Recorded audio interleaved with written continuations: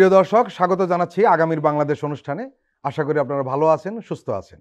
আজকে আমাদের সঙ্গে অতিথি হিসেবে রয়েছেন বিএনপির নেতা, সাবেক শিক্ষা প্রতিমন্ত্রী এহসানুল হক মিলন, রয়েছেন জামাত ইসলামী ঢাকা মহানগরীর উত্তরের সেক্রেটারি এবং কেন্দ্রীয় নেতা, শিবিরের সাবেক সভাপতি ডক্টর রেজাউল করিম। আপনাদের দুজনকেই স্বাগত। আমরা শুরুতে যাব এহসানুল হক মিলনের কাছে। এহসানুল হক মিলন, নিউ ইয়র্কে আওয়ামী লীগ যে তাণ্ডব চালিয়েছে সেটি তার সহিংস চরিত্রেরই বহিঃপ্রকাশ। আসলে এটা আমরা সবাই জানি, এবং আমরা এটাও জানি যে এই যে তাদের পতন ঘটলো, কী কারণে পতন ঘটলো, এই নিয়ে তাদের কোনো অনুতাপ নেই। নিউ ইয়র্কে আওয়ামী লীগের গুন্ডারা আখতার হোসেন, ডাক্তার তাসনিম জারা, মির্জা ফখরুল ও আব্দুল মোহাম্মদ তাহেরকে গালাগালি করেছে। তারা আখতার হোসেন ও ডাক্তার তাসনিম জারাকে কোট আনকোট জুলাই সন্ত্রাসী বলে স্লোগান দিয়েছে। আওয়ামী লীগ মূলত জুলাইকে একটা সন্ত্রাসী ঘটনা বলেই মনে করে, আর ফ্যাসিস্ট হাসিনার অবৈধ শাসনকে মনে করে বৈধ। এর আগে গোপালগঞ্জের ঘটনাতে আমরা দেখেছি এদের সন্ত্রাসী খাসলতের মধ্যে বিন্দুমাত্র পরিবর্তন হয়নি। কি বলবেন? ধন্যবাদ আপনাকে, ধন্যবাদ বিশিষ্ট আলোচক ডক্টর রেজাউল করিমকে। দেখুন, আপনি নিজেই আপনার প্রশ্নের উত্তর আপনি দিয়ে দিয়েছেন। আওয়ামী লীগের খাসলত পরিবর্তন হয়নি, হবে না। সেই জন্যই বাংলাদেশের মানুষ তাদেরকে এইভাবে বিতাড়িত করেছে।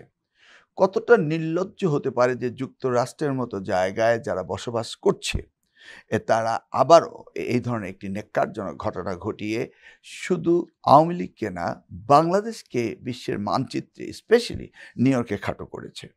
এই যে দেখুন, ট্রাম্প প্রশাসন তারা ধরে ধরে দেশে পাঠিয়ে দিচ্ছে। এটিও কিন্তু একটি কারণ। যখন সভ্য দেশে উচ্ছৃঙ্খল আচরণ করবে, সেই জায়গায় মানুষ বাধ্য হয় তাদেরকে শৃঙ্খলবদ্ধ করতে। এই আওয়ামী লীগের চরিত্র আমি যখন 1982 সাল থেকে এই এমপি হওয়া পর্যন্ত 1996 পর্যন্ত আমি সেখানে ছিলাম, আমি দেখেছি তাদের এই রূপটি। যখন 91-তে আমাদের সরকার হয়েছিল তারা এটাই করতে চেয়েছিল, বা 2001-এ আমাদের গভর্নমেন্ট যখন হয়েছিল করতে চেয়েছিল। কিন্তু 82 থেকে 90 পর্যন্ত যখন স্বৈর শাসক এরশাদ ছিল তখন কিন্তু তারা কথা বলেনি।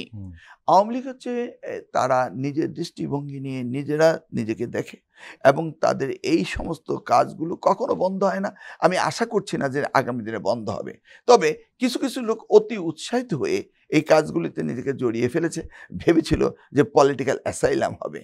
তারা ওখানে গিয়েছে, এবং এখানে যদি তারা এই হট্টগোল করে তাদের বিরুদ্ধে বাংলাদেশে মামলা হবে।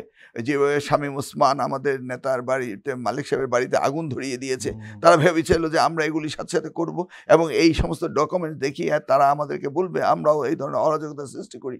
তারা ভেবেছে এগুলি দেখিয়ে তারা বলবে যে আমরা যুক্তরাষ্ট্রের নাগরিকত্ব অর্থাৎ পলিটিক্যাল অ্যাসাইলাম, রাজনৈতিক আশ্রয় নেবে, সেটা তারা ভেবেছিল। কিন্তু সেখানে গুড়ে বালি।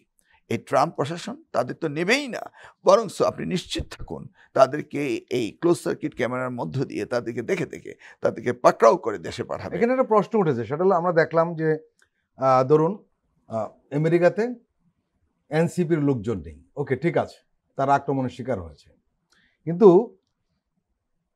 মির্জা ফখরুলও কিন্তু আক্রমণের শিকার হতে পারতেন, কিন্তু আমরা দেখলাম সেখানে জামাত শিবিরের লোক তাকে প্রটেকশন দিয়েছে। তাহলে বিএনপির লোক কোথায়?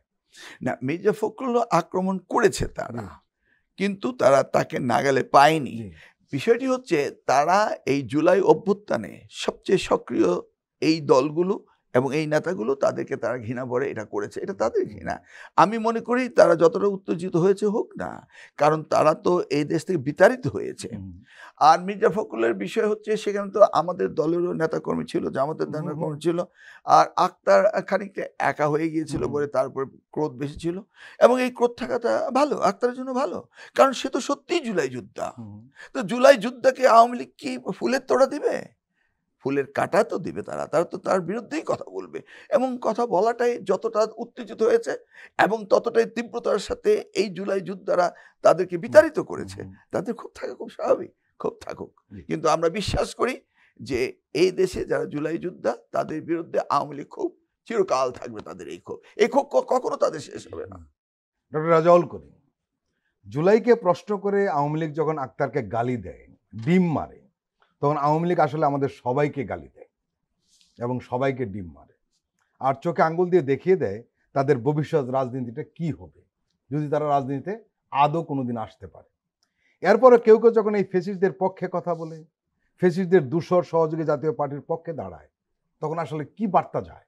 জুলাইয়ের মধ্য দিয়ে আমাদের এই বিপ্লব অভ্যুত্থানের মধ্য দিয়ে যে নতুন বাংলাদেশের অভ্যুদয়, এই বাংলাদেশের আমরা ফ্যাসিবাদের বিরুদ্ধে আমাদের 15 বছরের লড়াই ছিল, তার চূড়ান্ত পর্বটা ছিল 5ই আগস্ট। সুতরাং সেই জায়গায় আমাদের প্রথম সারির যোদ্ধা যারা ছাত্র, শ্রমিক, রিকশাওয়ালা, তাদেরকে আমরা আজকের এই দিনে আবারও নতুন করে শ্রদ্ধা করে স্মরণ করতে চাই। তারা তাদেরকে ডিম মারতেছে, অপমান করার চেষ্টা করছে, কিন্তু বাংলাদেশের 18 কোটি মানুষ তাদেরকে শ্রদ্ধা ভরে স্মরণ করছে। এবং যারা মানুষ পুড়িয়ে মেরেছে, মানুষকে হত্যা করেছে, হাজার হাজার মানুষকে হত্যা করেছে, আজকে প্রায় 40,000 যুবক এখনও পঙ্গুত্ব বরণ করে হসপিটালের বেডে কাতরাচ্ছে। এই অবস্থায়ও যখন তাদের কোনো অনুভূতি নেই, আমি মনে করি আসলে আমরা 72-74-এর ইতিহাস কিন্তু আমরা বইতে পড়েছিলাম, আমাদের জন্ম হয়নি, 80-তে আমার জন্ম। কিন্তু পরবর্তীতে আমরা আওয়ামী লীগকে দেখার 15 বছর সুযোগটা পেয়েছিলাম, যে আসলে আওয়ামী লীগ বাই বর্ন কিন্তু fascist, Awami League by born কিন্তু ব্রুটাল অ্যাক্টিভিটিসের মধ্যেই তারা নিমজ্জিত।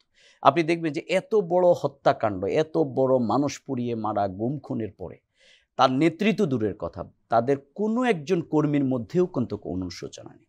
এটি খুবই অবাক এবং বিস্ময়কর ব্যাপার। দ্বিতীয় হচ্ছে যে তারা তাদের কিন্তু সেই কার্যক্রমে অব্যাহত রেখেছে যেটি মাধ্যমে বিগত দিনে তারা বিতাড়িত হয়েছে। সুতরাং আওয়ামী লীগ এই কার্যক্রম অব্যাহত রাখার মধ্য দিয়ে গতকালকে বিশেষ করে আমেরিকায় যেটি হয়েছে, আমরা তীব্র নিন্দা এবং প্রতিবাদ জানাই। এবং সাথে সাথে আপনারা দেখেছেন বাংলাদেশ জামাত ইসলামীর সেখানে নেতাকর্মীরা, আমাদের মির্জা ফখরুল সাহেব, আক্তার, আরও যারা ছিলেন, আমাদের ডক্টর সৈয়দ আবদুল্লাহ মোহাম্মদ তাহির ছিলেন, তারা কিন্তু বুঝতে পেরেছে, বাংলাদেশ জামাত ইসলামী আমাদের ওখানে যারা আছেন তারা বুঝতে পেরেছেন যে আওয়ামী লীগ কিন্তু এই ফ্যাসিবাদী কার্যক্রমে চরিত্রের পরিবর্তন হয়নি। এজন্য তারা খুব শক্ত অবস্থানে ছিল এবং তাদেরকে ওয়েলকাম করবার জন্য তাদের ভূমিকাটা যথার্থ ছিল। আমি আমেরিকার আমাদের নেতাকর্মীদেরকেও ধন্যবাদ জানাই। সাথে সাথে আমি বলবো যে যেটি মিলন ভাই বলেছেন, তারা একটা সুবিধা নিতে চেয়েছে, কিন্তু এই সুবিধাটা তারা বলেছে যে ওবায়দুল কাদের সাহেব এই দেশের মানুষদেরকে তারা বলতেন যে আওয়ামী লীগের পরিবর্তন যখন হবে তখন 5 লক্ষ মানুষ নাকি একদিনে মারা যাবে। কয়েকজনও মারা যায়নি। এই যে আমাদের এই জোটের বা আমাদের যে সহনশীলতা, আমাদের মন্দিরগুলো, মাদ্রাসার ছাত্র, রাজনৈতিক দল সবাই মিলে পাহারা দেয়া, এখানে সবার লাইফ স্যাক্রিফাইস করে নতুন এক বাংলাদেশের স্বপ্ন, আমি মনে করি এর মধ্য দিয়ে আওয়ামী লীগ আরও নিঃশেষ হবে, আওয়ামী লীগ আরও পরাজিত হবে। এবং এর মধ্য দিয়ে যারা অন্যায় যে করে আর সহে উভয় কিন্তু সমঅপরাধী। সুতরাং আওয়ামী লীগ এবং জাতীয় পার্টি 14 দল এই ফ্যাসিস্টদেরকে যারা নির্বাচনে প্রত্যাশা করবে, এই ফ্যাসিস্টদেরকে যারা পুনর্বাসনের প্রচেষ্টা চালাবে, তারা একবারে অপরাধী হয়ে তারা কিন্তু ইতিহাসের আস্থা করে নিক্ষিপ্ত হবে। সেটি আমি বলবো না যে বিএনপি, সেটি আমি বলবো না জামাত ইসলামী, সেটি আমি বলবো যে না এনসিপি। যারাই তাদেরকে ওন করবে, যারাই তাদের এই অপরাধকে ঘৃণাভরে প্রত্যাখ্যান না করে তাদেরকে পুনর্বাসনের এক গণতন্ত্রের কথা বলে, কারণ আওয়ামী লীগ পুনর্বাসনের প্রচেষ্টা চালাবে, তারা কিন্তু নিক্ষিপ্ত হবে। আপনি দেখুন আওয়ামী লীগ কিন্তু এখন আর কোনো পলিটিক্যাল পার্টি না। আওয়ামী লীগ কিন্তু এখন ফ্যাসিবাদী কার্যক্রম, গুম খুনের মাধ্যমে, অরাজকতার মাধ্যমে অনেকটাই একটা ফ্যাসিস্ট অর্গানাইজেশনে, আসলে মাফিয়া গ্রুপ। এক্স্যাক্টলি। আপনি হ্যাঁ, মাফিয়ার ব্যাপারে তো তিনি ক্ষমতায় থাকতেই কিন্তু আল জাজিরায় রিপোর্ট করেছে, ঠিক না? সুতরাং মাদার অফ মাফিয়া যদি বলেন আপনি, এখানে হিটলারের লেডি হিটলার বলেন, এগুলো কোনোটাই তার ক্ষেত্রে বেইনসাফ হবে না, বরং এগুলোই হচ্ছে ইনসাফ। সুতরাং কিন্তু আমরা যেটা করতে চাই, আমরা মনে করি তারা যেটা করেছে, আমাদের আমির জামাত যেটা বলেছেন, তাদের কাজটাই আমরা করতে চাই না, যেটা মিলন ভাই একটু আগে বলেছেন। আমরা হামলা, মামলা, উত্তেজনার মধ্যে তাহলে তো একই হয়ে গেল। বরং আইনের মাধ্যমেই এই ফ্যাসিবাদীদের বিচার হতে হবে। এবং এখানে আমি একটা কথা বলতে চাই, এসালম বাংলাদেশের গোটা অর্থবিত্তকে লুটপাট করার সবচেয়ে বড় মাফিয়া। আমরা দেখেছি সে শেখ হাসিনার সাথে অনেকবার মিটিং করেছে, 2000 কোটি টাকা হস্তান্তর করেছে। বাংলাদেশের মিডিয়া বলেন, বুদ্ধিজীবী বলেন, এখানে রয়ের যে বিস্তার ছিল, এই সবগুলোকে কিন্তু এখনো প্রভোগ করছে কিন্তু এই এসালো। সুতরাং আমরা মনে করি যারা দুর্নীতি করে টাকা বিদেশে নিয়েছে তাদের ব্যাপারে ব্যবস্থা গ্রহণ করা উচিত। এবং যারা আমাদের বিগত দিনে এই আমাদের ডেমোক্রেটিক রাইটগুলো, ভোটের অধিকারকে ক্ষুণ্ণ করেছে, অবশ্যই তাদের সাথে যে অসম চুক্তিগুলো হয়েছে সেগুলোকেও বাংলাদেশ সরকারকে বিবেচনায় নিয়ে আসতে হবে। কিন্তু আমরা এখনো সেই ব্যাপারে লক্ষণীয় কোনো অগ্রগতি দেখতে পাচ্ছি। এহসানুল হক মিলন, আমরা দেখছি ইদানিং টেলিভিশন টকশোগুলোতে এমন কিছু ব্যক্তিকে আনা হয় যাদের টার্গেট হলো প্রফেসর ইউনূস সরকার, জাতীয় নাগরিক পার্টি এবং জামাত ইসলাম। তারা আবার বিএনপির পক্ষে কথা বলে। আসলে এরা বিএনপির লোক নয়, তারা বিএনপিকে মূলত সেফগার্ড হিসেবে ব্যবহার করছে। টেলিভিশনে এসে জাতীয় পার্টির কোনো কোনো নেতা যখন প্রফেসর ইউনূস সরকার ও জুলাই যোদ্ধা তরুণদের সমালোচনা করার সাহস দেখায়, তখন তো অবাক হতেই হয় যেটা কিভাবে সম্ভব। জাতীয় নাগরিক পার্টির মুখ্য সংগঠক হাসনাত আব্দুল্লাহ মঙ্গলবার নিজের ফেসবুকে পোস্টে একটা কথা বলেছেন। তিনি বলেছেন, বিশেষ করে মূলত আক্তারের উপর আঘাতের কারণে ওই প্রসঙ্গেই ফেসবুকে স্ট্যাটাসটা দিয়েছেন হাসনাত আব্দুল্লাহ। তিনি বলেছেন যে আওয়ামী দালালদের পক্ষে টকশো আর যুগলবন্দি কলামে যারা সম্মতি কোটানকুট সম্মতি উৎপাদন করে, তাদের কেন প্রত্যাখ্যান করা উচিত এটা না বুঝলে কিছুদিন পরে আক্রমণ শিকার হতে আপনিও প্রস্তুত থাকুন। কি বলবেন? বিষয়টা কিন্তু অনেকভাবে দেখা যায়। যারা বর্ণচোরা তার বর্ণচোরাই, তার সেভাবেই থাকবে। এখন আমাদের সমাজের দর্পণ হচ্ছে মিডিয়া। মিডিয়া হাউসগুলোর জন্ম হয়েছিল বেশিরভাগই এই ফ্যাসিস্ট সরকারের দ্বারা, নিয়ন্ত্রিত হচ্ছিল ফ্যাসিস্ট সরকারের দ্বারা, এবং রাতারাতি কাউকে পরিবর্তন করা হয়নি, সকলেই রয়েছে। এবং সেই জায়গায় এই অভিযোগ তো রয়েছে, মিডিয়া হাউসগুলো আপনাদের নেতারা দেখভাল করছে। হ্যাঁ, আমি নির্দিষ্ট নাম বলতে পারবো, কিন্তু আমি সেটা বলছি না। তাহলে বলতে পারবেন যে দুই একটা হয়তো বা না, দুই একটা না, প্রায় সবগুলোই। যেইভাবে তাদেরকে তোতা পাখির মতো বুলি শেখানো হয়েছিল, ধরুন পাঠ্যপুস্তক হতে শুরু করে প্রত্যেকটি জায়গায় সকালে উঠেই যে আমরা টেলিভিশনের পর্দায় যেগুলো দেখতাম, এগুলো তো রয়েছে। এবং এই প্র্যাকটিসের বাইরে আসতে তো কিছুটা সময়ের দরকার রয়েছে। এখন হাসনাত আব্দুল্লাহ যেটা বলেছে সর্বই ভালো কথা বলেছে, যে এই মিডিয়াতে যারা রয়েছে তারা জানে এই বর্ণচোরা কারা। তারা সুযোগ পেলেই যে সবল মারবে এটা আমরা জানি। কারণ এই যে ফ্যাসিস্ট সরকার এতদিন রাষ্ট্রযন্ত্র পরিচালনা করেছিল, সেই সময় কিন্তু তারা কোনো কথা বলেনি, তারা তাদের সমালোচনা করেনি। আমি নিজেও দেখেছি, আমরা তো টকশোতে গিয়েছি, কিভাবে আক্রমণাত্মক হতো, কিভাবে এই উপস্থাপকরা যারা উপস্থাপনা করতেন, যারা আমাদেরকে আঘাত করতো, যারা আমাদেরকে ছিন্ন বিচ্ছিন্ন করার চেষ্টা করতো মিডিয়ার টেলিভিশন পর্দার সামনে, যারা আমাদেরকে ছোট করতো, সেই উপস্থাপকরা কিন্তু এখনো রয়েছে। আপনি নিজেও দেখতে পাচ্ছেন, যদিও এখানে চেঞ্জ হয়েছে, অন্য জায়গায় কিন্তু চেঞ্জ হয়নি, তাদের সুর পাল্টে গিয়েছে। তো সেই জায়গায় সামগ্রিকভাবে সব কিছু পরিবর্তন আসতে হবে। এই পরিবর্তনের অপেক্ষায় আমরা আছি, ইনশাল্লাহ পরিবর্তন হবে। তবে বর্ণচোরারা বর্ণচোরাই থাকে, তাদের ব্যাপারে মিডিয়া হাউসগুলো সাবধান থাকতে কিন্তু একটা হবে। প্রশ্ন তো এসছে আপনাদের ব্যাপারে, যে আপনাদের দলের কোনো কোনো নেতা যখন জুলাই গণঅভ্যুত্থানে নেতৃত্ব দানকারী তরুণদের তুচ্ছতাচ্ছিল্য করেন, তাদেরকে অপরাধী বানানোর চেষ্টা করেন। ফজলুর রহমানের মতো লোক, যেহেতু তাকে আপনারা সাসপেন্ড করে রেখেছেন, ফজলুর রহমানের মতো লোকেরা যখন জুলাই যোদ্ধাদের কালপ্রিট বলেন, তখন আসলে কি বার্তা যায়? এর ধারাবাহিকতায় কিন্তু আওয়ামী লীগের লোকজন নিউ ইয়র্কে আক্তার হোসেন, তাসনিম জারাকে উদ্দেশ্য করে জুলাই সন্ত্রাসী বলার সাহস দেখায়। তারপরে ফ্যাসিস্ট বিরোধী রাজনৈতিক দলগুলো পরস্পরের বিরুদ্ধে চরম বৈরিতা, প্রতিহিংসার জেরে গর্ত থেকে গলা বের করছে ফ্যাসিস্টরা, নিয়মিত জটিকা মিছিল করার সাহস পাচ্ছে। আপনারা ফ্যাসিস্ট হাসিনার 15 বছরের শাসন আমলে গুম, খুন, ফাঁসি, হামলা, মামলা, হেন কোনো নির্যাতন নেই যার শিকার আপনারা হন নাই। আপনি নিজে কতবার যে চাঁদপুর গিয়েছেন মামলা হাজিরা দেওয়ার জন্য, একবার আমিও আপনার সঙ্গে গিয়েছিলাম। মানে বলা যায় না এত নির্যাতনের শিকার হয়েছেন। এরপর আপনারা সবকিছু কি ভুলে গেলেন? এই যে পরস্পরের বিরুদ্ধে প্রতিহিংসা নেমে পড়লেন, এই সুযোগটাই কিন্তু ফেসিস্টটা নিচ্ছে। এটা আমরা বারবার বলার চেষ্টা করছি, কিন্তু আপনারা সেখান থেকে সরছেন না কেন? আপনি দেখুন, এই আক্তার, তাসলিম জান, ওরা যেভাবে হেঁটেছে, তাদের ভিতরে কি কোনো ভীতি ছিল? নিশ্চয়ই আক্তার না। একদম ভয় পান এমন একটা এবং ছেলে। তার সিনাটা উঁচু করে জি, সে জি। হাঁটছে, তার পিছনে ডিম মারছে, সে একটু ভ্রুক্ষেপ করেনি। কারণ সে জুলাইয়ের যোদ্ধা। যারা যোদ্ধা হয়, যারা মুক্তিযোদ্ধা হয়, তারা চিরকাল মুক্তিযোদ্ধা থাকে। আমি আওয়ামী মুক্তিযোদ্ধার কথা বলছি না, মুক্তির জন্য যারা আন্দোলন করে তারা সারা জীবন তাদের ভিতরে ওই জিনিসটি প্রতিষ্ঠিত হয়ে যায়। এই আক্তারের ভিতরে বা আমরা যারা জুলাই সমর্থন করেছি, যুদ্ধ করেছে, তাদের ভিতরে এই উদ্দীপনা, এই সাহস, এই প্রতিজ্ঞা, এই দৃঢ়তা তাদের মধ্যে রয়েছে, এবং তারা সেভাবেই বুক ফুলিয়ে হাঁটে। আর পরাজিতরা এই কেউমেউ করবে, এবং যেটা আমরা যুক্তরাষ্ট্রে নিউ ইয়র্কে দেখতে পেয়েছি, এবং মানুষ তাদেরকে নিন্দা করছে। এবং আওয়ামী লীগের চরিত্র পরিবর্তন হয়নি। আওয়ামী লীগ একটা গাল ছিল কিন্তু না। এখানে তারা একটা সুযোগ পাচ্ছে। এই যে ফ্যাসিস্ট বিরোধী রাজনৈতিক দলগুলো পরস্পরের বিরুদ্ধে যেভাবে লেগেছে, এই ফাঁক ফোকরটা তারা খুব ভালোভাবে ব্যবহার না, করছে। এটা স্পেসিফিকলি কয়েকজনের বুঝার একটু ভুল থাকতে পারে। দেখুন, এই এনসিপি তার তরুণ প্রজন্ম, জি। তারা এই সময়ের পরিবর্তনের সাথে সাথে তাদের এক্সপিরিয়েন্স, শিক্ষাগত যোগ্যতা বাড়ার সাথে জি। সাথে তারাও একদিন এই রাষ্ট্র পরিচালনার দায়িত্বে আসবে। তো আমাদের ভবিষ্যৎ প্রজন্মকে আমরা অবজ্ঞা করব, আমাদের সন্তানকে আমরা অবজ্ঞা করব, এই সেটা ঠিক। পিতৃতুল্য আমরা এটা করতে পারি না। যারা করছেন তারা খেয়ালের বশবর্তী হয়ে করছেন বা চিন্তা না করেই করছেন, আমি মনে করি। সেটা নিয়ে আমি ব্যাপক কোনো সমালোচনা যেতে রাজি না। যদি তারা নিজেকে না চিনতে পারেন, অভিভাবকত্ব যদি না করতে পারেন, আপনি চিন্তা করুন এই Right, জুলাই right. মুক্তিযোদ্ধা, এই জেনারেশন জি, তারাই তো Gen দেশ Z, পরিচালনা করবে। হুম, আমাদের তো সময় শেষ, হুম, এবং এদেরকে উৎসাহিত করা ছাড়া তো আপনি কিছু করতে পারেন right, না। right. অতএব এদেরকে এইভাবে নিন্দা সমালোচিত করা আমি কখনো এটাকে যৌক্তিক মনে করি না। রেজাউল করিম, আমরা যে বিষয় নিয়ে কথা বলছিলাম, যে এই যে জুলাই যোদ্ধাদের বা তরুণদেরকে তুচ্ছতাচ্ছিল্য করা এবং আপনারা নিজেরা পরস্পরের বিরুদ্ধে শত্রু ভাবাপন্ন হয়ে মাঠে নেমে পড়া, আসলে এটাই কিন্তু এই ফাঁকটা তৈরি করেছে, তাদেরকে সুযোগ তৈরি করেছে। তারা এখন কথা বলার চেষ্টা করছে, ওপেনলি কথা বলছে, সোশ্যাল মিডিয়াতে কথা বলছে। আমরা এমন লোকও দেখেছি যারা একটি টু শব্দ করার সাহস পেত না, তারা এখন বুক ফুলিয়ে চলছে এবং কথা বলছে। আসলে শত্রু থেকেও কিন্তু অনেক শিক্ষা নেওয়ার সুযোগ আছে, জি। আপনি জানেন। শেখ হাসিনা কিন্তু খুব ভালো করে জানতো যে তার বাবাকে হত্যা করেছে যারা, সে বামরা, এবং এই যে মতিয়া চৌধুরী তার বাবার অর্থাৎ শেখ মুজিবের চামড়া দিয়ে ডুগডুগি বাজানোর কথা বলেছে।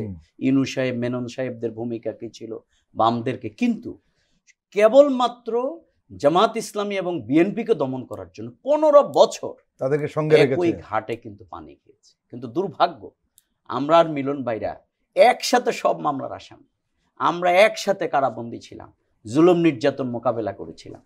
কিন্তু আমরা কেন যেন 1 বছরের মধ্যেই আমরা সেগুলো ভুলে গেলাম। আমরা কেন যেন ওই ডিভাইডেড অ্যান্ড রোলের যে তত্ত্বের ভিত্তিতে আবার শাসিত হওয়ার জায়গাটিতে আমরা চলে গেলাম। এর কারণটা কি? এর কারণটা আমি মনে করি দুটি পলিটিক্স এখানে আছে। একটি হচ্ছে আওয়ামী বিরোধী অবস্থান, সেই জায়গায় আপনাকে সিমেন্টেড থাকতে হবে, সেই জায়গায় আপনাকে ঐক্যবদ্ধ থাকতে হবে। আমি সেদিন আমাদের এক সিনিয়র বিএনপির নেতা, ওনার সাথে টকশো করার পরে, ভাইস প্রেসিডেন্ট, আমি ওনাকে শুধু একটা কথা বলছি যে মাঝে মধ্যে নির্যাতনের ভিডিওগুলো দেখবেন, তাহলে আমার আর আপনার ভূমিকাটা কেমন হওয়া উচিত এটা বুঝতে পারবেন। কারণ আমাদেরকে কিভাবে টাঙ্গিয়ে পিটিয়েছে, মামলা দিয়েছে, খুন করেছে, গুম করেছে, ফাঁসি দিয়েছে, এগুলো আমরা এত সকাল কেন ভুলে গেল? কিন্তু আবার এটা সেটি, আপনি যদি অন্যায় করেন তাহলে সে অন্যায়ের প্রতিবাদ যদি আমি না করি তাহলে সে আগেরটাই তো হয়ে গেল। আবার আমি অন্যায় করলে আপনি আমাকে প্রতিবাদ করতে হবে, তাহলে জনগণ তো মনে করবে যে না, এরা ভাগযোগ করে অপরাধ করছে। কিন্তু এই জায়গায় এক জিনিস, আর ঐক্যবদ্ধ থাকা ফেসিবাদের বিরুদ্ধে আরেক জিনিস। আজকে আমাদের বিএনপির এক সিনিয়র নেতা বলেছেন যে আওয়ামী লীগ মিছিল করলে কিন্তু আমরা বাধা দেব। তাহলে আপনি বলেন ভয়টা আওয়ামী লীগের কোথায় থাকবে? আওয়ামী লীগের ফেসিবাদের প্রশাসন সচিব থেকে শুরু করে কেউ তো বলে উপদেষ্টাও আছে। তাহলে সব জায়গায় যখন তাদের লোক, সেখানে তাদের এই ফেসিবাদের ভয়ের জায়গা হচ্ছে আজকের আমাদের ঐক্য, আমাদের রাজনৈতিক দলগুলো। সেখানে আপনি জাতীয় পার্টি আপনি নিষিদ্ধ। জাতীয় পার্টির শামীম সাহেব মহাসচিব, তিনি বলেন জাতীয় পার্টিকে রক্ষা করার দায়িত্ব বিএনপি, নৈতিক দায়িত্ব। এটা যখন আলোচনা হয় তাহলে আপনি কি বিগত দিনের এই জাতীয় পার্টির এই সকল অপরাধের দায়ভার কি আপনার উপরে চলে আসে না? আমি কেন সেটা করব? 14 দল আজকে যা অপরাধ করেছে, খুন খারাপে, ইনু সাহেব তো প্রতি সেকেন্ডে সেকেন্ডে বেগম খালেদা জিয়াকে অপমান করতেন, আপসহীন নেত্রী। আমি তো মনে করি বাংলাদেশে এখনো আপসহীন নেত্রী, দেশের প্রশ্নে যদি একজন মানুষ থাকে অথবা কয়েকজন থাকে, তার মধ্যে she is one of them. যখন আপনাদের অ্যারেস্ট করা হতো এবং রিমান্ডে নেওয়া হতো, তখন তারা যে কথা বলার চেষ্টা করতো যে বিএনপিকে ছেড়ে দাও। আবার বিএনপিকে যখন অ্যারেস্ট করা হতো এবং রিমান্ডে নেওয়া হতো, তাদেরকে বলা হতো জামাতকে ছেড়ে দাও। একটা মজার ঘটনা ঘটলো, আপনারা কেউ কাউকে ওই অর্থে ছাড়লেন না। ওই সময়টা যখন নির্যাতন নিপীড়নের মধ্যে আপনারা থাকলেন, ওই সময় সে ছাড়ার কথা ছিল, কারণ সবাই নির্যাতনের শিকার হচ্ছিলেন। কিন্তু যখন আপনারা মুক্ত বাতাসে শ্বাস ফেললেন এবং স্বাধীন হলেন এক ধরনের, বলা যায় নতুন বাংলাদেশে, তখন আপনারা পরস্পরের বিরুদ্ধে লেগে গেলেন, আপনাদের মধ্যে দূরত্ব তৈরি হলো। কেন? যে সময় দূরত্ব আওয়ামী লীগ যে চেষ্টাটা করেছিল, তখন আপনারা তাদের আওয়ামী লীগের চেষ্টা কোনো ফল দেয়নি। একটা আওয়ামী লীগ নেই, অটোমেটিকলি আপনারা বিরুদ্ধে জড়িয়ে পড়লেন। লাভটা কার হলো? এটাই তো আমি সেটাই বলছিলাম যে এটি খুবই দুঃখজনক ঘটনা। আমরা এমন কথা যেন না বলি, এমন পলিটিক্সে যেন না জড়াই যার মধ্য দিয়ে ফেসিবাদের উত্থানটা হয়। রাইট। এবং তারা কিন্তু সেই পথটাই কিন্তু খুঁজতেছে।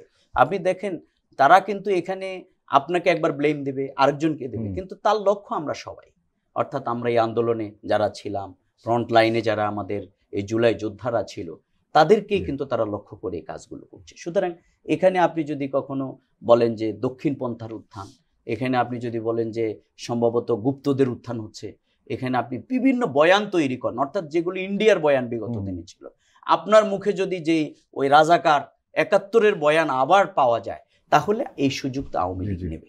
এই জন্য আমরা মনে করি আমাদের দুটি জায়গা, একটি হচ্ছে দেশের স্বাধীনতা, সার্বভৌমত্ব, যেটাকে আমরা ন্যাশনাল ইন্টারেস্ট বলি, সেই জায়গায় আমাদের ঐক্যবদ্ধ থাকা, আর আরেক দিকে আমাদের রাজনৈতিক প্রতিযোগিতা হবে, কিন্তু সেটি যেন প্রতিহিংসায় রূপান্তরিত না হয়, সেটি যেন হিংসা বিদ্বেষে রূপান্তরিত না, বরং আমাদের পরমত সহিষ্ণুতার জায়গাটাই থাকুক, সেটি আমরা প্রত্যাশা করি। প্রিয় দর্শক, আমরা এখন একটি বিরতি নিচ্ছি, আপনারা আমাদের সঙ্গেই থাকুন।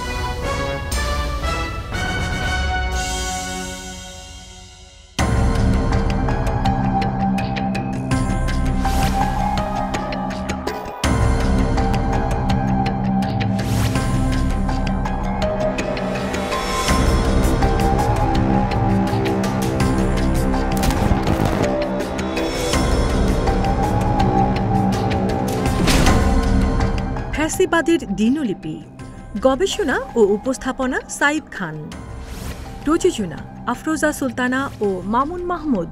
দেখবেন প্রতি রবি থেকে বৃহস্পতিবার সন্ধ্যা ৭টায়।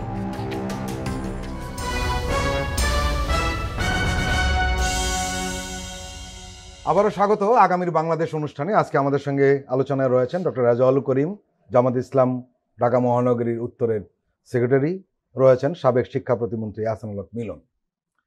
এহসানুল হক মিলন, যুক্তরাষ্ট্রে বিএনপি মহাসচিব এনসিপি আক্তার হোসেনের উপর হামলা নিয়ে ব্যাপক আলোচনা চলছে, বিশেষ করে সোশ্যাল মিডিয়াতে তুলপাড় চলছে, আজকে আমি সকাল থেকে দেখছিলাম। আবার এদিকে আমরা দেখছি যে মির্জা ফখরুল ইসলাম আলমগীরের একটা সাক্ষাৎকার নিয়েও তুলপাড় চলছে। আপনি জানেন কলকাতা থেকে এই সময় নামে একটি বাংলা দৈনিক পত্রিকা বের হয়, যেটা টাইমস অফ ইন্ডিয়ার একটি মানে অঙ্গ প্রতিষ্ঠান, এবং সেখানে মির্জা ফখরুল ইসলাম সাক্ষাৎকারে বলেছেন যে আওয়ামী লীগ ও জাতীয় পার্টির অংশগ্রহণ চান তিনি সামনে নির্বাচনে। তিনি আওয়ামী লীগ এবং জাতীয় সমাজতান্ত্রিক দল জাসদ বা ওয়ার্কার্স পার্টির মতো তাদের শরিকরাও আগামী নির্বাচনে যাতে অংশ নিতে পারবে কিনা এমন একটা প্রশ্নের জবাবে তিনি বলছিলেন যে আমরা বলেছি আওয়ামী লীগ ও তাদের শরিকরা সবাই, এমনকি জাতীয় পার্টির নির্বাচনে অংশ নিক, একটি সুষ্ঠু অবাধ ভোট হোক। এই জন্য অনেকে আমাকে ভারতের এজেন্ট, আওয়ামী লীগের দালাল বলে গালাগাল দিচ্ছে, কিন্তু শেখ হাসিনার অপকর্ম আমরা কেন করব? এখন প্রশ্ন হলো যে এই যে আপনার দলের মহাসচিব এই ধরনের কথা বললেন কেন?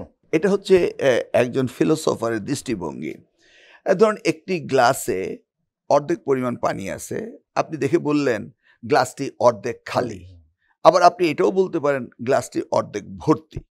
তো এই আউটলুক থেকে যদি আপনি বিবেচনা করেন, উনি বলেছেন শেখ হাসিনার অপকর্মের দায়িত্ব আমরা কেন নেব? শেখ হাসিনা চেয়েছিল তার পক্ষ ছাড়া সকলকে বিতাড়িত করা। এটা তো কোনো গণতান্ত্রিক অবস্থা প্রেক্ষিত হতে পারে না যে শুধু আমরাই থাকবো আর আমরার মামুরেই থাকবো, অন্য কেউ থাকবে না। এখানে কিন্তু একটা প্রশ্ন এসে যায়, হিটলার এবং মুসলিনির পতনের পরে, ফেসিস্টদের পতনের পর সেখানে হিটলার মুসলিনি পার্টি কি ছিল? আমি আসছি সেই জায়গাটাতে, আমি জানতাম আপনি এই জায়গাটায় যাবেন। তাহলে এখন এই দৃষ্টিভঙ্গিটা মির্জা ফখরুল ইসলাম আলমগীর দেখছেন এমনিভাবে, কিন্তু তিনি তো এর মাঝে যে বক্তব্যগুলো আসছে যে সকলেই বলছে যে আজকে নিউ ইয়র্কে যে ঘটনাটি ঘটিয়েছে, ধরুন নিউ ইয়র্কে কিন্তু আপনি দুবালিওর আন্দোলন দেখেছি, নরিয়াগার আন্দোলন দেখেছি, মার্কোসের আন্দোলন দেখেছি, আমরা ইউনাইটেড নেশনসের জনগণ করত, এবং আমরা 1971 সালে ইউনাইটেড স্টেটসে জর্জ হ্যারিসনের কনসার্ট আমরা এই সেন্ট্রাল পার্কে দেখেছিলাম, যেখানে লক্ষ লক্ষ জনতা গিয়েছিল, আমেরিকানরা গিয়েছিল, আমরা এগুলি দেখেছি। আমরা প্রত্যক্ষ আমি দেখিনি সেই সময়, পরবর্তীতে আমরা শুনেছি যে এগুলি যুক্তরাষ্ট্রের নাগরিকরা করেছে, কিন্তু সবগুলোর মধ্যে কড়া ধরার একটা বচন ভঙ্গি থেকে থাকে।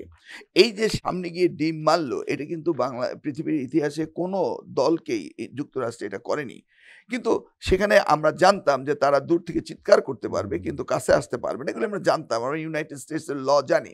এই যে আওয়ামী লীগের চরিত্র, তাদের পরিবর্তন হয়নি, সেই জায়গাটিতে বোধহয় একটি শব্দ ভুল হয়ে গিয়েছে, সংযোজন আমরা করিনি, তাদেরকে তওবা করতে হবে।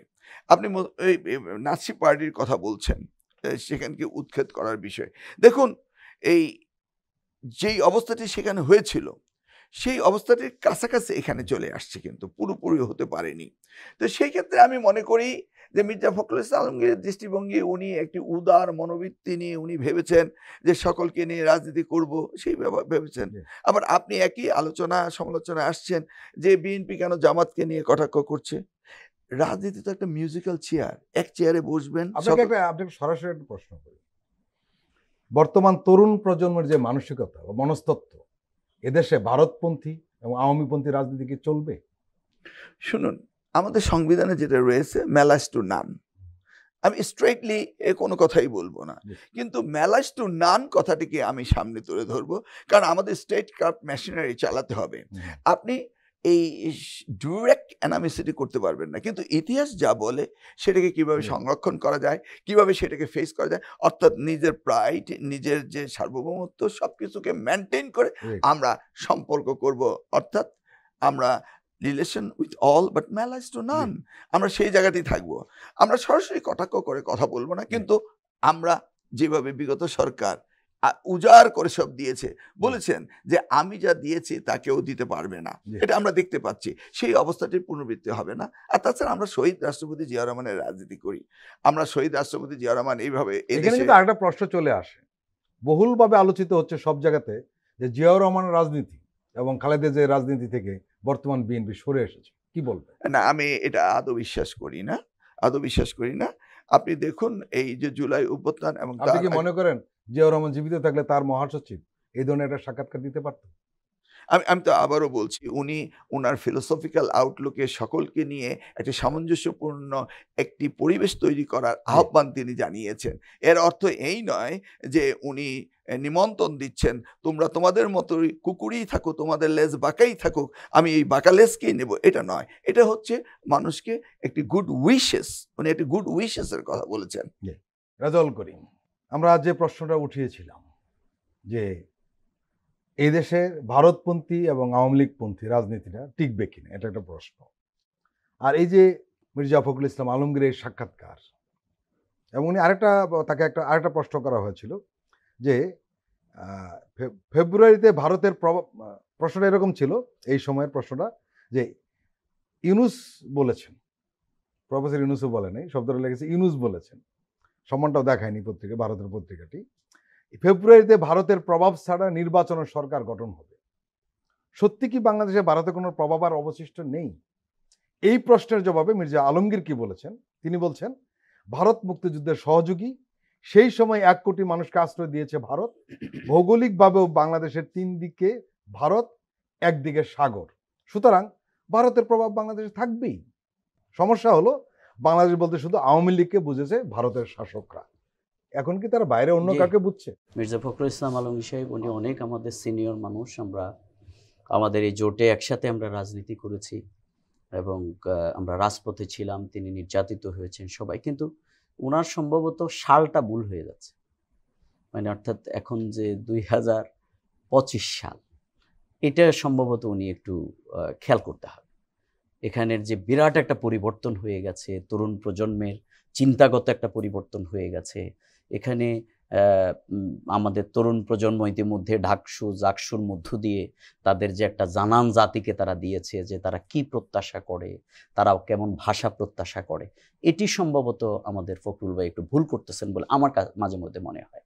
দ্বিতীয় হচ্ছে তিনি যে বলেছেন ভারতের প্রভাব, না, বাংলাদেশ এই জুলাই অভ্যুত্থান পরবর্তী বাংলাদেশ কোনো রাষ্ট্রের প্রভাবকে এখানে মানবে না। এখানে আমেরিকার প্রভাবকে আমরা মানব না, ভারতের প্রভাবকে মানব না, আমরা চীনের প্রভাবকেও মানব না। আমরা এখানে সবার বন্ধুত্ব চাই। কিন্তু আপনি দেখেন যে আজকে যে জুলাই যোদ্ধাদেরকে যে সন্ত্রাসী বলে আমেরিকায় যে সাউন্ডিংটা করা হয়েছে, সেই কথাটাই কিন্তু গত মাসে একটা সেমিনার হয়েছে ভারতে, আমার দেশে সেটাকে হেডলাইন করেছে। তারা বলেছে যে 5ই আগস্ট ইউনুসের নেতৃত্বে সন্ত্রাসীরা বাংলাদেশের রাষ্ট্র ক্ষমতা দখল করেছে। তাহলে যেই ভারত বলে যে রাষ্ট্র ক্ষমতায় ইউনূসের নেতৃত্বে সন্ত্রাসীরা আছে, তাহলে আমি ফখরুল সাহেবকে জিজ্ঞাসা করতে চাই যে আপনি কি ওই সন্ত্রাসীদের সাথে বারবার আলাপ আলোচনা করছেন? আমরা কি সেই সন্ত্রাসীদেরকেই সমর্থন দিচ্ছি? না, বাংলাদেশ পরিবর্তন হয়েছে। এই জন্যেই এই যে ভারতের প্রভাব মুক্ত, অবশ্যই এখানে ভারতের প্রভাব মুক্ত দেশের জনগণ প্রত্যাশা করে। এই জন্য আজকে তরুণ প্রজন্মের স্লোগান যে দিল্লি না ঢাকা, এই নতুন নতুন স্লোগানগুলো আমরা তাদের থেকে শুনতেছি। সুতরাং এই ভাষাটা বুঝতে হবে। মির্জা ফখরুল ইসলাম আলমগীর সাহেব কখনো কখনো বলেন যে ইসলামে রাজনীতি নেই, দক্ষিণ পন্থার উত্থান। কিশোরগঞ্জে গিয়ে বলছেন যে গুপ্ত একটি জিনিসের উত্থান আমরা দেখতে পাচ্ছি। জামাত ইসলামী আমরা একসাথে আন্দোলন করে আমরা গুপ্ত ছিলাম।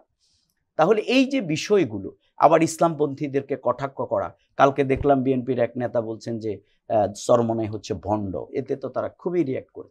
আপনি যে এই যে রাজনৈতিক পরমত সহিষ্ণুতার যে জায়গাটা 5ই আগস্ট পরবর্তী আমরা প্রত্যাশা করেছিলাম, এই জায়গাটি খুবই দুর্বল। আমি মনে করি রাজনীতিতে কারো অনেক দূরদর্শিতা থাকে, কারো অনেক দুর্বলতা থাকে, সেটি দিট ইজ দ্য অ্যানাদার থিং। কিন্তু তিনি যে দলের রিপ্রেজেন্ট করেন, অর্থাৎ জাতীয়তাবাদ, যেটি আপনি একটু আগে মিলন ভাইকে বলেছেন, শহীদ জিয়াউর রহমান, আমরা ওনাকে যতটুকু পড়েছি, ওনার দেশপ্রেম, ওনার এই দেশের মানুষকে নিয়ে যে অবস্থাটি, আজকে সম্ভবত উনি যদি থাকতেন তাহলে বিএনপির বিরুদ্ধে এই যে চাঁদাবাজি, এই যে পাথর দিয়ে মানুষ মারার মতো অসংখ্য প্যাথেটিক ঘটনা, এই যে 176 জন লোকের নিহত হওয়া, তার মধ্যে দলীয়ভাবেই কিন্তু প্রায় 100-এর কাছে লোক মারা যাওয়া, এগুলো সম্ভবত হয়তো হতো না যদি ওই আদর্শকে লালন করা হতো। মির্জা ফখরুল ইসলাম আলমগীর ভাইয়ের ব্যাপারে আমি শুধু একটাই বলবো, উনি ছাত্র রাজনীতি করতেন, ছাত্র ইউনিয়নের, আমরা এটা ওনার বায়োগ্রাফি থেকে জানি। কিন্তু সেই জায়গাটা, সেই ন্যারেটিভটা, সেই চিন্তাটা যদি উনি আগেরটাই লালন করে বিএনপির মহাসচিবগিরি করতে চান, তাহলে সেটি উনি অনেক জায়গায় ঠেকে যাবে। ইতিমধ্যে সেই বক্তব্যগুলো প্রশ্ন তৈরি করছে। আমার বক্তব্য এক লাইনেই সেটাই বলতে চাই যে ভারত আমাদের আধিপত্যবাদী শক্তি প্রয়োগ করে এখানে যে আমাদের অধিকারগুলো কেড়ে নিয়েছে, আর আওয়ামী লীগ সেই ফেসিবাদের কার্যক্রম পরিচালনায় তাদের ব্লেসিংয়ে যেটি হয়েছে, 5ই আগস্ট পরবর্তী শেখ হাসিনাকে আশ্রয় দিয়ে তারা আবার সেটাকে অন করছে, এবং বিশ্বব্যাপী বাংলাদেশকে এখনো মৌলবাদী, সন্ত্রাসী, জঙ্গি রাষ্ট্র হিসেবে চিহ্নিত করার যে প্রয়াস চালাচ্ছে আওয়ামী লীগ এবং ভারত একই সাথে, যদি তারা তাদের সরি যদি ফিল না করে, বাংলাদেশ তাদের সাথে এইভাবে এখন আমরা অযাচিত হয়ে যে ফখরুল সাহেব যেটা বলছেন প্রভাব থাকবে, অমুককে আসতে হবে, এটা ওনার কথা হতে পারে, কিন্তু বাংলাদেশের জনগণ, তরুণ প্রজন্ম সেটা মেনে নেবে না, আমরা মেনে নেব। আমি এই বিষয়ে একটু বলতে চাচ্ছিলাম। আসলে দেখুন, দেখার দৃষ্টিভঙ্গিটা আমাদের বুঝতে হবে। আমরা তো আন্তর্জাতিক পরিমণ্ডলে বাংলাদেশকে পোর্ট্রেট করা, তো বাংলাদেশ মানে শেখ মুজিব, বাংলাদেশ মানে শেখ হাসিনা। আসলে কি তা? নিশ্চয়ই না। ঠিক ভারত মানে মোদি, মোদি মানে ভারত, এই সেটা তো ঠিক না। ভারত তো সেকুলার স্টেট ছিল, এটা এখন হিন্দুত্ববাদীর দিকে যাচ্ছে। ভারত দেখেন এই তাদের নীতি আদর্শে পরিবর্তন করেছে তাদের মতো হিন্দুত্ববাদীর জন্য। এরপরে দেখুন ইন্টারন্যাশনাল বা সাউথ ইস্ট এশিয়ান গ্লোবাল পলিটিক্সে এসে ভারত দিন দিন পিছিয়ে হচ্ছে। তারা নেপাল হারিয়েছে, তারা ভুটান হারিয়েছে, তারা মালদ্বীপ হারিয়েছে, তারা বাংলাদেশ হারিয়েছে। তাহলে ভারতকে তো শিফট করতে হবে। আমার মনে হয় মির্জা ফখরুল ইসলাম অ্যাজ এ ভারত হিসাবে দেখতে চাচ্ছে, যে ভারতকে তিনি দেখতে চান যে ভারত আজকে যে বাংলাদেশ যে অবস্থানে চলে আসছে, তো ভারতও তো এমনি একটা অবস্থানে যাবে। আসলে ওনার দৃষ্টিভঙ্গিটা একটা উদার এবং সুদূর প্রসারী চিন্তাভাবনা নিয়ে, বা এই স্টেটগুলো যে কনস্টিটিউট হয়েছিল যেভাবে, যে সাম্য বা মানবাধিকার বা স্বাধীনতা সার্বভৌমত্ব নিয়ে নিজ নিজ জাতি, ভারতকে এখানে একটা প্রশ্ন বলি, ভারতকে কি ওইভাবে দেখার সুযোগ রয়েছে? কারণ আপনি নিশ্চয়ই জানেন শেখ হাসিনাকে যখন আশ্রয় দিয়েছে কেউ বিরোধিতা করেনি। আপনি দেখুন কংগ্রেসের মতো দল, যেটা উদারপন্থী দল, বিশেষ করে অন্তত রাহুল গান্ধীর ব্যাপারে বলা হয় খুবই সেকুলারপন্থী একটা মানুষ, কিন্তু উনিও কিন্তু এবার বিরোধিতা করেনি। হ্যাঁ, সেটা হচ্ছে তারা এই ব্যাপারে একমত না, সেটা হচ্ছে তাদের নিজস্ব স্বার্থের ব্যাপার। এমন স্বার্থ তারা এখান থেকে পেয়েছে, তাহলে সেই স্বার্থের ব্যাপারে অন্ধত্ব তারা হয়েছে। কারণ এই যে ব্রিটিশ, তারা তাদের সূর্যাস্ত চেতনা পৃথিবী থেকে, তারা যে সমস্ত সম্পদ লুণ্ঠন করে ব্রিটেনে নিয়েছে, তো ব্রিটিশবাসীরা কি সেটা এনজয় করেনি? সেটা হচ্ছে আরেকটা দৃষ্টিভঙ্গি। আমরা যে দৃষ্টিভঙ্গিতে যে পৃথিবীকে দেখতে চাচ্ছি, সেই পৃথিবীর মধ্যে সমতা, সাম্যতা সব কিছুই থাকবে, যেটা আমাদের সংবিধানে রেখা রয়েছে। এবং মির্জা ফখরুল ইসলাম আলমগীর যে রাজনীতি করেছেন, তিনি ভাবছেন যে আমরা এদেশে রাজনীতি সকলের জন্য উদার মুক্ত রাজনীতি থাকবে, সকলের রাজনীতি থাকবে। আমরা হাসিনার মতো কোটারি রাজনীতি করব না, সেই দৃষ্টিভঙ্গিতে নিয়ে উনি এই কথাগুলো বলেছেন। এই দৃষ্টিভঙ্গিটাকে তো আমরা এতটা কিন্তু উনি সমালোচনা কিন্তু এই করতে পারি না। সাক্ষাৎকারে আরেকটা কথা বলেছেন, জামাতকে বাড়তে দেওয়া হবে না। এই ওয়ার্ডিং উনি করতে পারেন, জি, জি, সেটা জি, আমি জি, আছে। মনে, শুনুন, জামাত এবং বিএনপি আমরা একত্রে রাজনীতি করেছি। জামাতের সাথে আমাদের যে সম্পর্ক রয়েছে, এই সম্পর্ক থাকার পিছনে অনেকগুলো কারণও রয়েছে। তাদের যে ধর্মীয় অনুভূতি, আমাদের যে ধর্মীয় অনুভূতি, তাদের যে শিষ্টাচার, আমাদের যে শিষ্টাচার, সব কিছু তো মিল রয়েছে। কিন্তু একটি জায়গায় প্রকট অমিল, চেয়ার একটি, সকলে ওই একটি চেয়ারে বসতে চায়, সেই জায়গা থেকে প্রতিযোগিতা হবে না? হোক, এটা অবশ্যই, স্বাভাবিক। সেই প্রতিযোগিতাকে আপনারা এত বড় করে দেখছেন কেন? নিশ্চয়ই দেখার কোনো সুযোগ নেই। আর প্রতিযোগিতায় গেলে তো আমরা কথা বলতেই হবে। একটা বিষয় হয়েছে কি, আমরা এইখানে একটা জিনিস যে যতভাবেই বলুক না কেন, 5ই আগস্টকে শুধুই আওয়ামী লীগের পতন ঘটেছে না, এটা ভারতের আধিপত্যবাদের পতন ঘটেছে। অবশ্যই। এটা তো ভুলে গেলে চলবে না। তরুণরা কিন্তু এই গোটা তরুণরা বিষয়টা এভাবেই দেখে।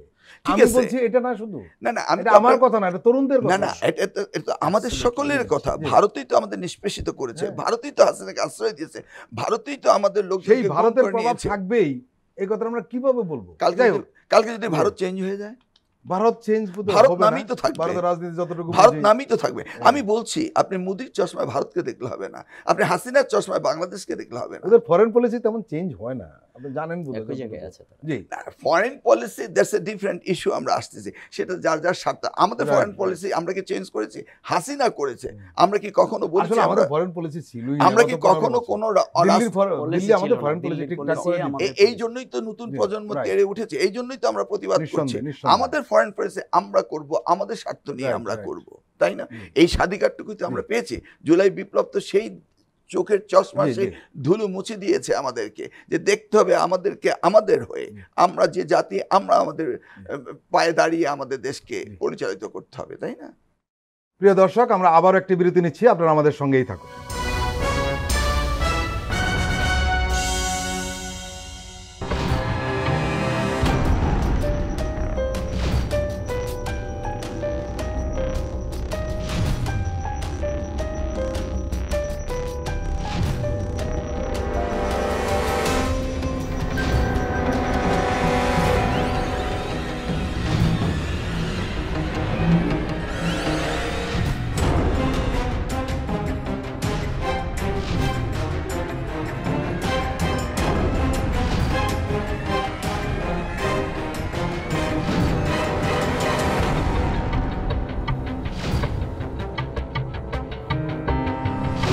কেমন আছে অর্থনীতি দেখবেন প্রতি সোম ও মঙ্গলবার রাত 10:20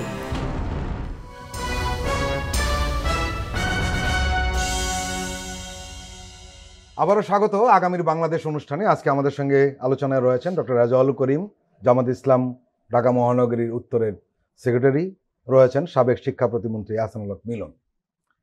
এহসানুল হক মিলন, বিএনপির এক নেত্রী টকশোতে এসে বলেছেন, কেউ চাক বা না চাক আগামীতে বিএনপি ক্ষমতায় আসবে, চাক বা না চাক। আরেক নেতা ঘোষণা দিয়েছেন দেশের 90% মানুষ বিএনপির ভোটার। এই ধরনের কথা কিভাবে বলেন আপনার দলের লোকেরা? শুনুন, নির্বাচন যখন সামনে এগিয়ে আসে, নির্বাচনে জয়যুক্ত হওয়ার জন্য নিজেকে কেউ ছোটভাবে পরিচিত করতে পারে না, করে না। আমি আমারটাই বলবো, এটাই হচ্ছে নির্বাচনে অংশগ্রহণ করার একটা পদ্ধতি, এবং সবাই এভাবে। কিন্তু এখানে কেউ চাক বা না চাক, পাবলিক চাক বা না চাক, এতে কিছু আসে যায় না। নির্বাচন মানেই তো পাবলিক চাক কিন্তু এটা কিভাবে বলেন? না, চাক মানে যে বলে বেঁধে, নির্বাচন মানেই তো পাবলিক চাক। চাক বা না চাক যদি বলতো যে আমরা জোর করে ক্ষমতায় আসবো, আমরা অস্ত্রের মুখে ক্ষমতায় আসবো, আমরা সবাইকে ফেলে দিয়ে, সে বলছে চাক বা না চাক আমরা নির্বাচনে ক্ষমতা আসবো। তো নির্বাচন মানেই তো চাক বা না চাক, দুইটাই তো নির্বাচন। কিন্তু না চাইলে আমরা আসতে নির্বাচন পারবো না। শব্দটা ব্যবহার করেনি। আচ্ছা। যাই হোক, রেজাউল করিম, জামাত ইসলামের এক নেতা চট্টগ্রামে বলেছেন যে আগামী দিনে জামাত ইসলামের সরকারে থাকবে, বিএনপি থাকবে বিরোধী দলে। এই এত আত্মবিশ্বাসের কারণ কি আপনাদের? এদেশের মানুষের আসলে যে বিগত দিনে 53 বছরের বাংলাদেশ, সবার শাসন সবাই দেখেছে। সুতরাং এই জায়গা থেকে মানুষের এখানে আমি মনে করি সবচেয়ে বড় প্রবলেম হচ্ছে দুইটা, একটি হচ্ছে দুর্নীতি এবং দুঃশাসন। তো দুঃশাসনের জায়গাটা আমরা কতটুকু করতে পারবো, এটা হয়তো ক্ষমতায় যারা যাবে সেখানে গেলে বোঝা যায়, যে যায় লঙ্কা সে হয় রাবণ। ক্ষমতা পাইলে কি ইউজ কিভাবে হবে জামাত সেটা করবে। কিন্তু দুর্নীতির বিরুদ্ধে আমাদের জিরো টলারেন্স নীতি আমাদের দুই মন্ত্রী ইতিমধ্যে প্রমাণ করেছেন।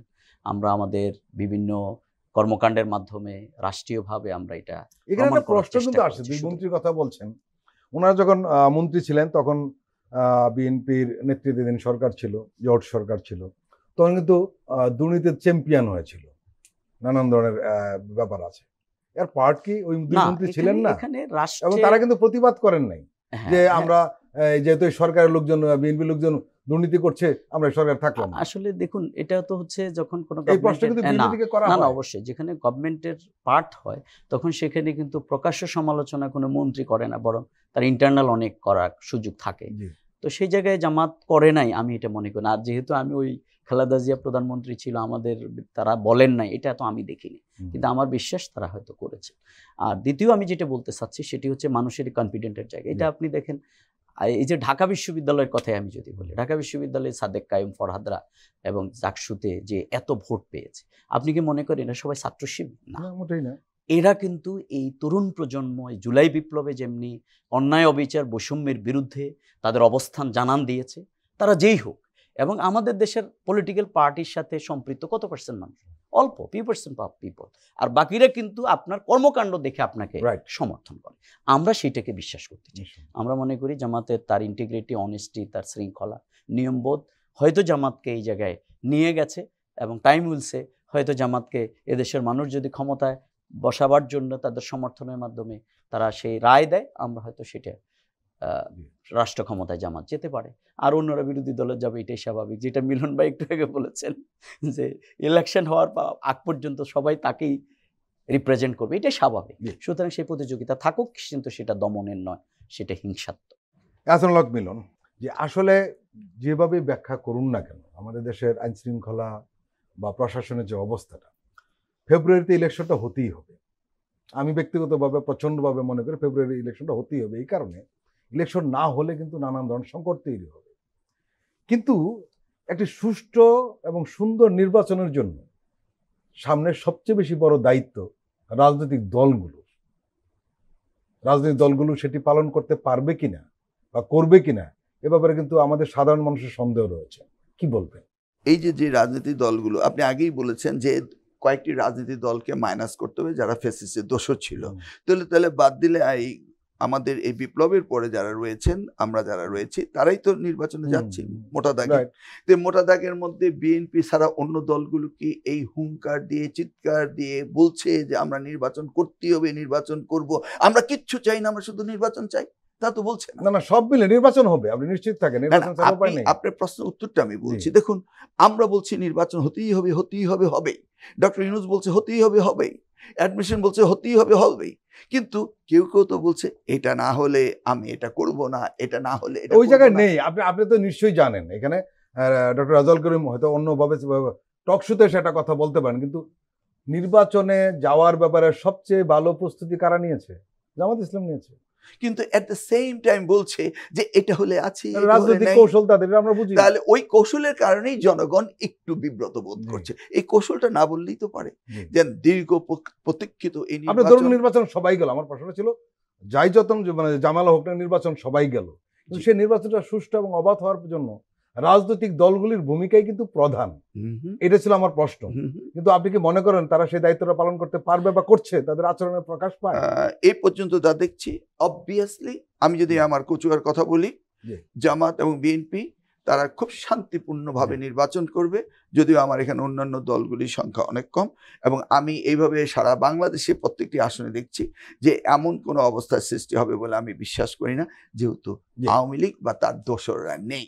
আমরা আশা করি যে আপনারা সঠিক দায়িত্বটা পালন করবেন নির্বাচনে, একটা লেভেল প্লেইং ফিল্ড হোক, এবং যেটা আমরা বলি যে নির্বাচন হোক উৎসব মুখর, সন্ত্রাস মুখর, সহিংসতা মুখর, এটা যাতে না হয়, এই প্রত্যাশাই আপনাদের কাছে, দুজনের কাছেই আমরা সাধারণ মানুষ প্রত্যাশা করি।